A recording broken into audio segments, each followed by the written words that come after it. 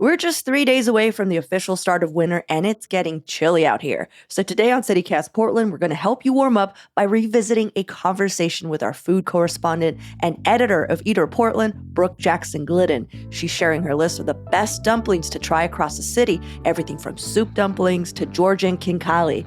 If you're wearing glasses, you might want to take them off because it's going to get pretty steamy. It's Monday, December 18th. I'm Claudia Meza, and this is what Portland's talking about.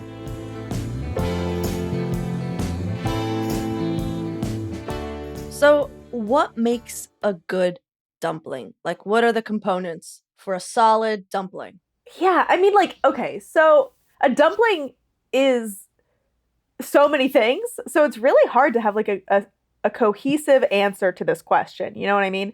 Like a Georgian khinkali, it's sort of okay for it to have like a thick and kind of knobby texture. Mm-hmm. But like if it's a Shanghai xiaolongbao, like that should be a really thin wrapper, right? So it's sort of like it really varies based on where the dumpling is from and you know. Okay, so pretty much every culture has a take on dumplings, right? Oh yeah, absolutely. Of course. So are there limits to what can be considered a dumpling? That's a good question. I think, okay, so like broad strokes, I think a dumpling is basically dough. That it's like either dough that is wrapped around a thing or it's dough that's like steamed or boiled. And that's like a huge category of things. And like when I'm thinking about dumplings, my answer is typically a little bit more restrained. So I'll say like food that's wrapped in dough that's either boiled, steamed, or fried. So like not baked. Basically, to me, if it's baked, it's a pastry. Matzo ball, not a dumpling. Well, but you know, a matzo ball, See, there's no food inside. There's no food inside, but I do think like because there's a filled dumpling and a not filled dumpling, right? Because like a matzo ball feels like a dumpling. Chicken and dumplings. You're telling me those aren't dumplings? Those seem like dumplings to me. So I think like when I'm going out and I'm like, oh, I'm craving dumplings, I am often craving a filled dumpling. But I do think those are just two different categories. You know, like I think for the purpose of this podcast, so we're not here for like 3 hours, stuff in dough, steamed, boiled, fried. There we go. That's I just wanted the ground rules of the dumpling we were discussing. Yeah, okay. For sure. So what's been your favorite dumpling eating experience in Portland at this point? Like top 3 dumplings. Oh man, that's so tough. But I think I can do 3. I know it's like I'm always limited here. I'm always like I want to list 14. Again, it really varies on the type of dumpling. I remember my first steamer basket of xiaolongbao at Duck House, and like xiaolongbao have always been like one of my favorite first date foods. Like I love xiaolongbao. And I think that there are a lot of intricacies to making them right. Like again, you want that really thin wrapper. They should be really well sealed so they don't fall apart. You don't lose that broth. They can't be overcooked. If they're overcooked, they fall apart. So it's like a perfect xiaolongbao is so hard to do. And if people do it right, it's like mind blowing. And that first basket I had at Duck House was just like such a masterclass. The broth was piping hot inside. It didn't have that like weird nugget of meat in the middle, which happens sometimes. It was just all silky broth. It was just so great. I think in terms of dim sum style dumplings, so like hargao and shumai, I feel a lot of affection for Excellent Cuisine, which is one of the newer dim sum places. Like their hargao is like so springy in this really nice way, and like the filling remains so juicy, so flavorful. They're not skimping with the ginger and the garlic and all the alliums and stuff. It like adds so much to it. So just super flavorful and really well executed. And then like I don't know, like everyone in Portland, I just love the bowls of pelmeni that I've had at Kachka. Mm-hmm. Like when I'm really sad in the middle of winter, I will go in and I will get like a bowl of the pelmeni with the fancy broth and like the garlic. Like if I'm like depressed, I usually keep like a pack of the frozen ones in my freezer, take those out, and it's just straight up maybe a little dollop of sour cream or yogurt, a little bit of vinegar, a little bit of butter, stir, stir, stir, inhale. I love soup dumplings, but I gotta tell you, it's just so controversial because I love kachka. I love flavored vodkas. I love the horseradish vodka, especially. I love all their little tasting menu stuff. I am not a fan of their dumplings. Wow. I think it's because in my head, I know this isn't what it's trying to achieve, but in my head, I'm like, do you want to be a soup dumpling? Because you're not. And it You're bums like, me out. you'll never will be. And you never will be. And I want it to be a soup dumpling. And that's not Kachka's fault. That's not that dumpling's fault. But that's what always happens because it's so brothy. And they're like, I want it to be a soup dumpling. And it feels like a soup dumpling deconstructed in a way that You want the soup inside, not outside. Yeah. How do you feel about khinkali, right? Like the Georgian, it's like a Georgian soup dumpling. It's big and knobby, and you can like hold on to its little knob, and you bite into it, and you drink the soup out of it. Kind of an Eastern European version. I love those. There used to be a place, God, I wish I could remember the name of it, on Alberta that closed. They made such good ones. But now, if I want them, I have to go to Vancouver. Where are they at? At a place called Dedico. And they make both two of my favorite dishes, Georgian dishes, and probably the most famous Georgian dishes, khachapuri, which is like that big bread boat that's full of like cheese and eggs, and you stir, stir, stir, stir. Wait, I've been there. Yeah. Yes. I loved it there. And I did like the khinkali. When you were saying that, I was like, oh, that's fancy food I've never had. And I was like, wait, no, I just Googled it. And I was like, no, the opposite. No, I've had that. I've had that. It was delicious. Yeah. See? So basically Eastern Europe's version of a soup dumpling. And I'm like, heck yeah. I love all dumplings. I'm an equal opportunity dumpling eater. But yeah, I really like that version of it. It's totally worth the tax. Mm-hmm. Worth the time, worth the tax. Yeah. All right, well, let's take a quick break here. And when we return, more delicious dumplings.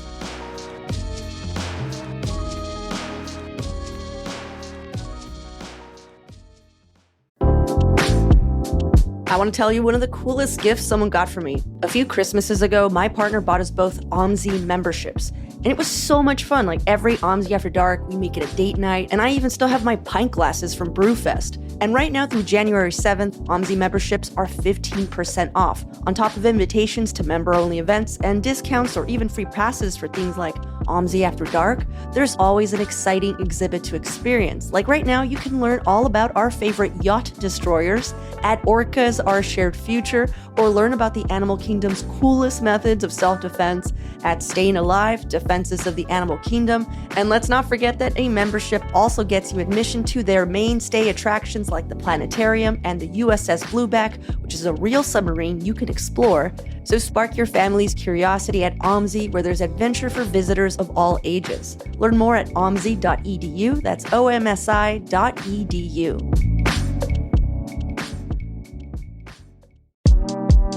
Look, we all know dating sucks. But what if I were to tell you I know of a less annoying way to meet a bunch of potential suitors of your desired sexual orientation and gender expression?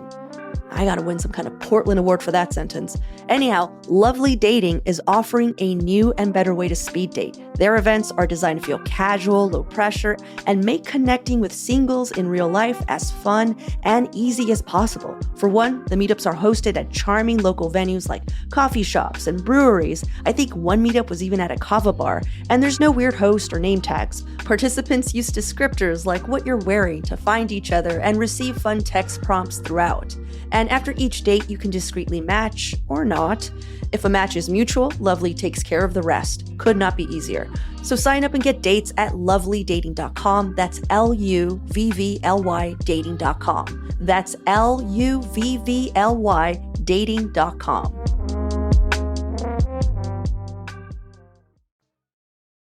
So what about an unexpected favorite? Like something you weren't sure you would enjoy, but was actually pretty awesome? I was like really skeptical of the chains that opened. So like Din Tai Fung. You thought it was going to be overrated? I was just expecting it to be overrated. Like I was expecting it to be like just chainy. Mm-hmm. And you know, the thing about a chain is like they figure out how to be consistent. Yeah. I have this specific memory of like after like a really kind of emotional phone call, like wandering around Washington Square, and I spent like $100 at Bath and Body Works, and I was like, God, Brooke, I'm so sorry. I know, I don't know. It was just like how I grieve, and I was like, I just want to like drown my sorrows in dumplings, and so I went to Din Tai Fung. I sat at the bar. I think I got like a Mai Tai, and I sat and I ordered shrimp and pork chili wontons and the pork and crab xiaolong bao. Mm-hmm. And I mean, they healed me, baby. Like I love those dumplings, and every single one, it's like they feel the same. Like something I kind of like about duck houses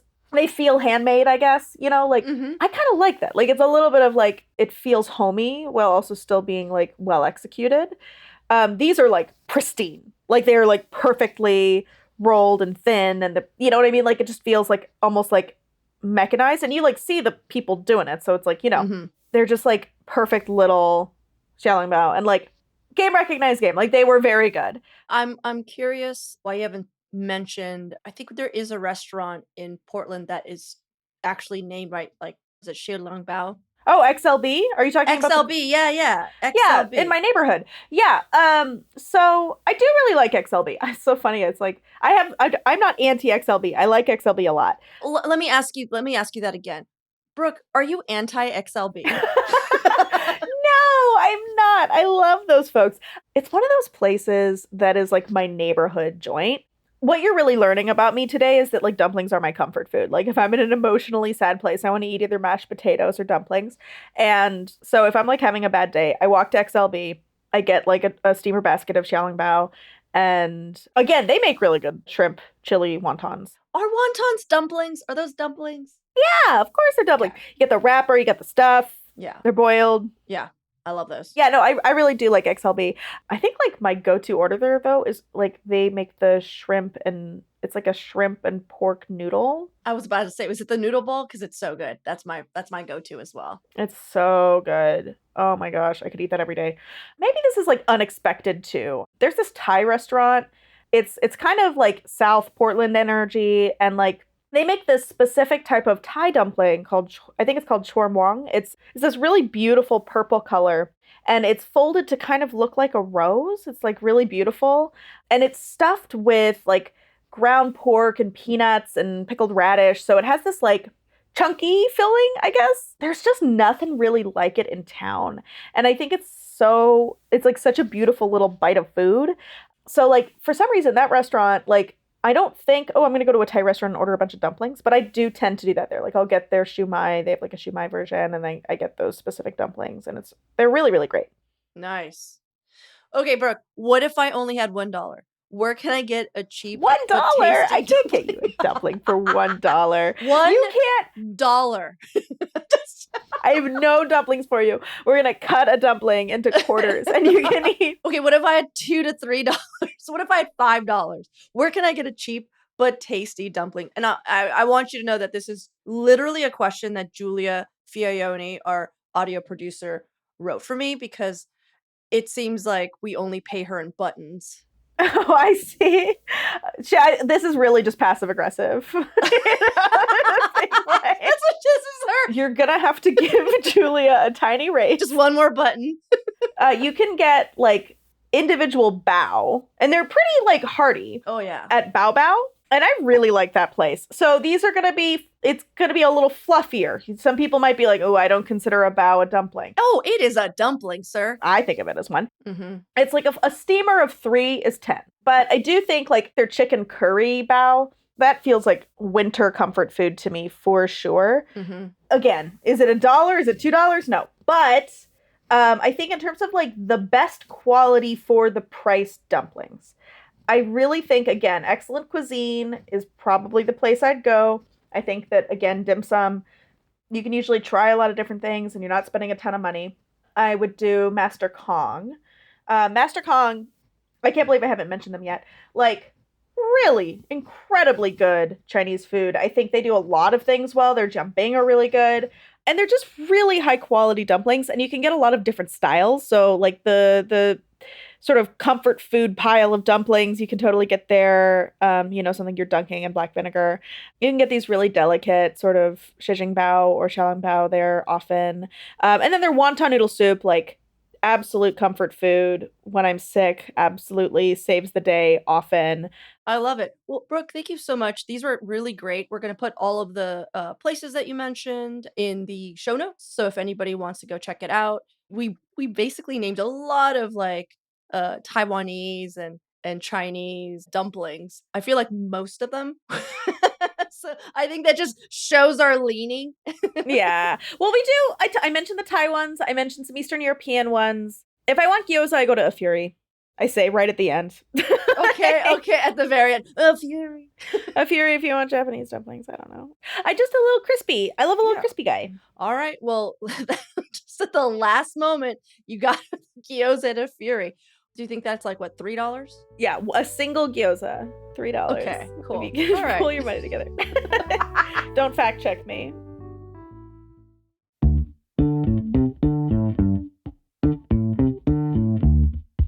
That's all for today here on CityCast Portland. Thank you so much for listening. If you enjoyed the show, please share it with a friend, rate or leave us a good review. It'll really help us out. We'll be back tomorrow morning with more from around the city. Until then, see you at Slim's.